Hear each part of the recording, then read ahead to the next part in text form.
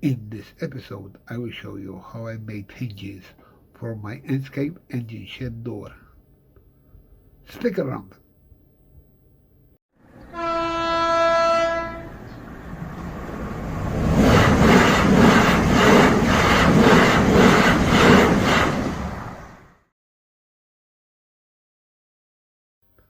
Hi, and welcome to a new episode. I've scratch built this second engine shed. I made it different from the others because it's nice to have different things, and I wanted to explore something new. So, as always, I do my best to animate doors or other mechanical stuff that I can manage to animate, because having animation on the layout, I believe, is important. Besides having the trains running around, it's good to have doors and lifts and running water. Anyway, so what I am attempting to do with this build again is the door, but this time it's not going to be another roller shutter. I want hinged doors. I mean, there are many kits out there that have hinged doors. Some are motorized and some aren't. But in my case, this is a scratch build, and I want to make this building with hinged doors.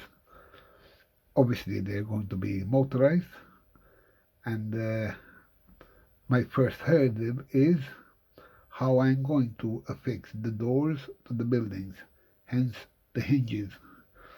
And this is the challenge I am facing, and I want to share this experience, what I am going through step by step in finding out how to make M-gauge hinges. I've been told you can find small hinges. I mean, I have some hinges here from my previous hobby, 1/10 scale, but they're way too big for the job I am doing, and so I am attempting to make my own. So let me start with laying out on the bench there the parts I am using, and get back to you. So what I'm doing is I cut out another front wall of the shed. The door in this case is in the center. The original one is a bit to the side here, but just for demonstration. These are the doors, which will hopefully, hang on a minute, open up. So, how to do it? I've tried a few things and they all failed, but I finally come up with an idea. My first attempt to make a hinge, I used 2mm strips, which I cut with my Cricut Maker, of 1mm styrene. The problem is, well, wait a minute, let me find the pins. They are here. Okay, they're so small that I lose them on the top here. Come back here. Okay.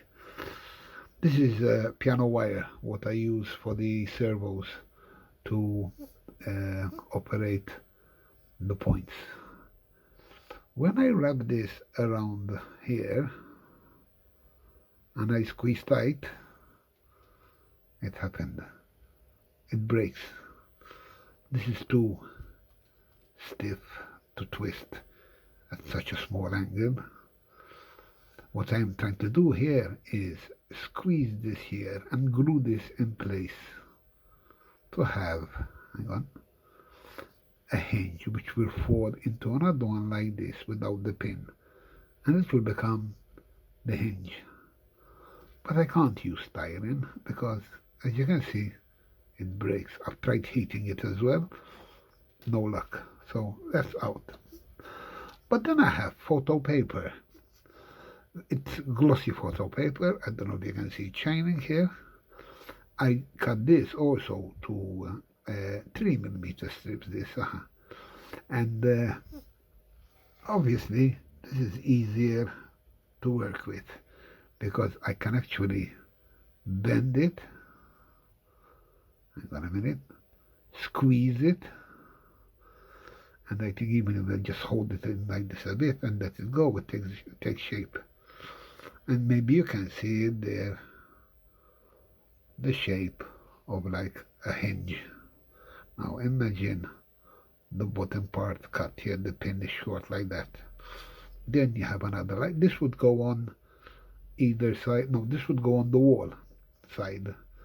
And then you have your another strip of paper like that attached to the door, and it will slide onto it, and gravity takes it does its thing and holds it in place while the door hinges onto that pin there.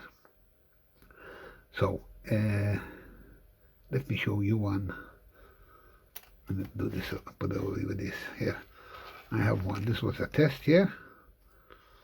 Okay, I'm going to remove the pin from here. So the pin would go like this here. Oops, I'm going to get it in there. It's too small. There you are. And the door will hinge like this. So in reality, this somehow would attach. Oh, it's so flimsy, especially on camera. I'm surrounded by lights and in a very restricted space. I'm on the camera and everything's going wrong. That could have gone wrong. Anyway, just look-wise, all right? You can already see the hinge when I'm going with this. But obviously, fixing the hinge to the back of the door and to the front of the wall is not going to work. Neither will it work if I put the hinge on the inside of the wall, because then I'll have a problem with where to put the hinge. If I go here like this, it won't open outwards.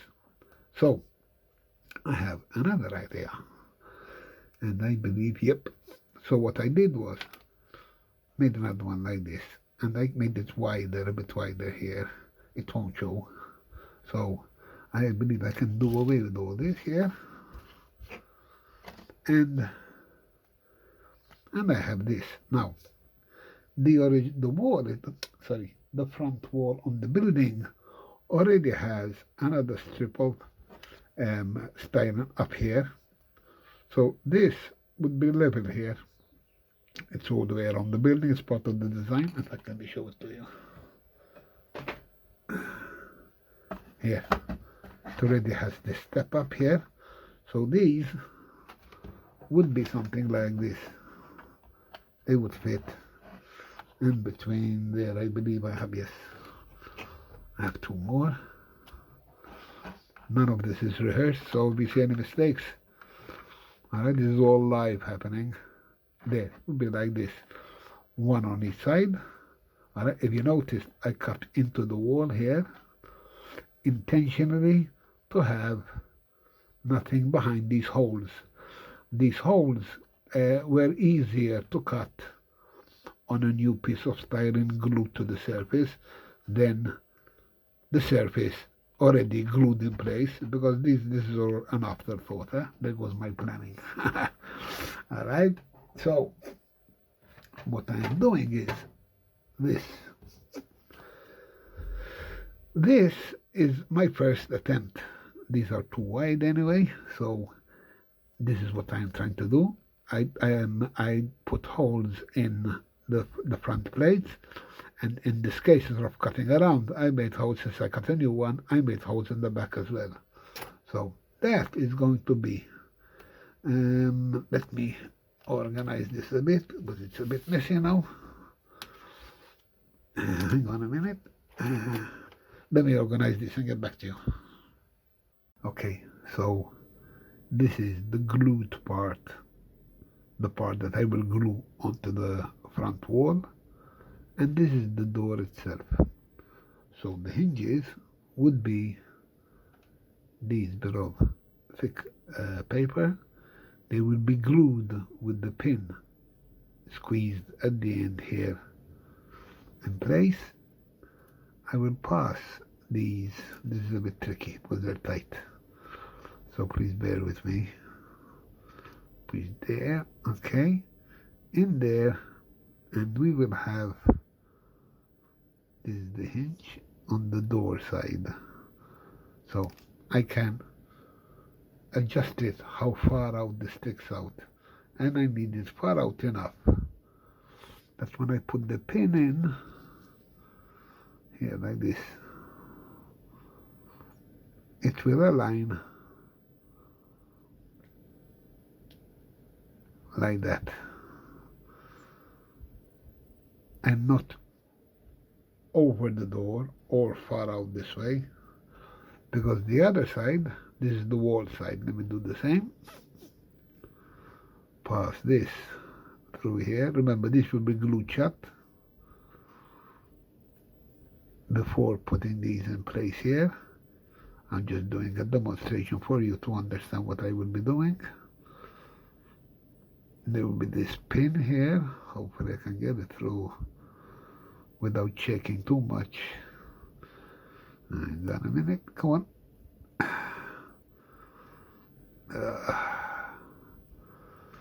It always happens when I'm on camera. This is why I don't like doing things live, because something always goes wrong. There you are. So basically it's something like this. I think we need more light. I'm gonna put these guys on here. One and two. Okay, so the hinge, let me tighten the hinge a bit from the back, will be something like this. Mind you, all this adjustment will take place once. It will be glued in place, and it won't be as flimsy as it is at the moment. I'm hoping that you understand or get the idea what I'm trying to do here. Okay, and there will be another hinge at the bottom. As you can see, the bottom holes do not align together horizontally.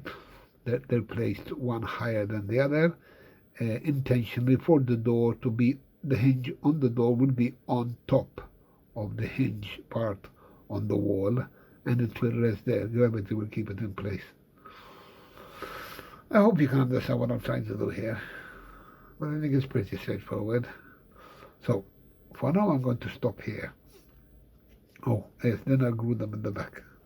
For now I'm going to stop here, and now I'm going to work directly on the model, and hopefully that will be the finished product, and I'll be able to show it to you with the doors functioning, not motorized, just opening and closing on the hinges. Motorizing, that will be another video. Until then.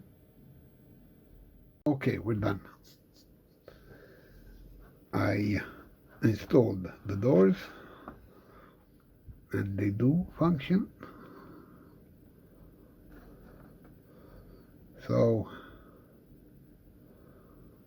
very pleased with that.